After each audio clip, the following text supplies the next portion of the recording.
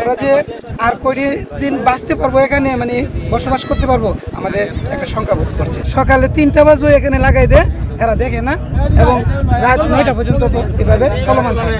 প্রতিদিন প্রায় 400-500 নাও বালু মানে লুট করে নিয়ে যাচ্ছে। তো আমরা নিরুপায় হয়ে আমরা কিছু বলতে পারি না, আমরা যেতে পারি না, যেমন ভয়ভীতি লাগে।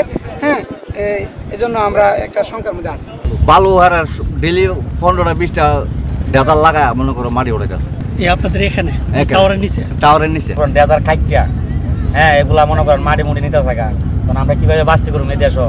আমরা তো সরকারের কাছে একটা অনুদান চাইছিলাম, বানর পাইলাম না। মাটি কাটতেছে মানে কাইটে সারা তো মনে করতে সারা দেশ এমনকি অতটা কুতিব শর্টটা কুতি দিতে সারা দেশ ডেজার দেন অন্তত 15-16টা লাগে না। পুরা ঝুঁকি বলো না, উদ্রিয়া না কারা কাছান না, পুরা ঝুঁকি বলো। এটা হচ্ছে আশুগঞ্জের উপজেলা নির্বাহী অফিসার রাফেজ সাহেব। উনি হচ্ছেন গোপালগঞ্জের লোক, আমরা যতটুকু জেনেছি উনি বেশিবাদের দূষর এবং সাবেক ছাত্রলীগ নেতা।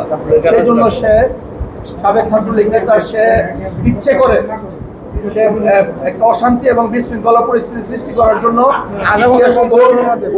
ভৈরব অংশ থেকে সে জানে যে এখানে টাকা সর্বোচ্চ টাকা দিয়ে, মানে সরকারিভাবে সর্বোচ্চ এখানে টাকা দিয়ে ডিসি অফিস থেকে একদম সরকারিভাবে এখানে যেহেতু বৈধভাবে এখানে প্রত্যেকবার, একবার না কয়েকবারের মধ্যে আমি একবার উপস্থিত ছিলাম, আমরা কয়েকবার উপস্থিত ছিলাম। সে একটা ড্রেজার যখন চলে যাচ্ছিল, যে বন্ধের সময় সরকারি ছুটি ছিল, সেই ছুটিতে ড্রেজার চলে যাচ্ছিল, সে জোর করে ড্রেজারের মালিক পক্ষকে আটকে সে খারাপ ব্যবহার করে ড্রেজারের লোককে নিয়ে সে অবৈধভাবে, অন্যায়ভাবে, এবং আমরা পড়াশোনা করে এখানে আসছি, সে অবৈধ এবং অন্যায়ভাবে সে নিজের ক্ষমতা অপব্যবহার করে ওইখানে ওই শ্রমিকের উপরও সে দণ্ড প্রদান করে।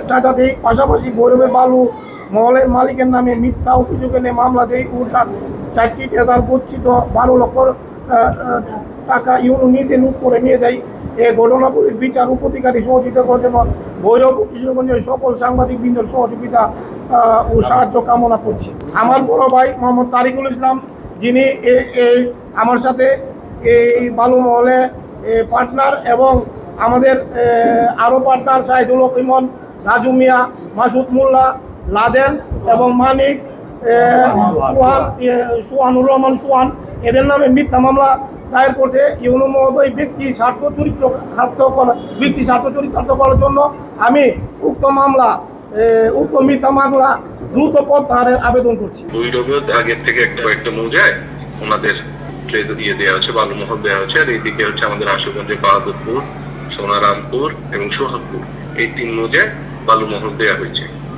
তো এর প্রেক্ষিতে যেহেতু 2 সাইডেই আমাদের বালু চলে, গ্রেজার চলে, এবং 2টা পক্ষ আছে, সেক্ষেত্রে একটা আইন শৃঙ্খলা পরিস্থিতি একটা সুযোগ আছে। এছাড়াও আরেকটা বিষয়, সেটা যেটা আমি মনে করি মোস্ট ইম্পর্টেন্ট ছিল, সেটা আমাদের একটা বৈদ্যুতিক টাওয়ার আছে আমার চর সোনারামপুরে। তো এই চর সোনারামপুরের বৈদ্যুতিক টাওয়ারের আশেপাশে হচ্ছে রেগুলার বালু কাটে, এরকম একটা অভিযোগ ছিল।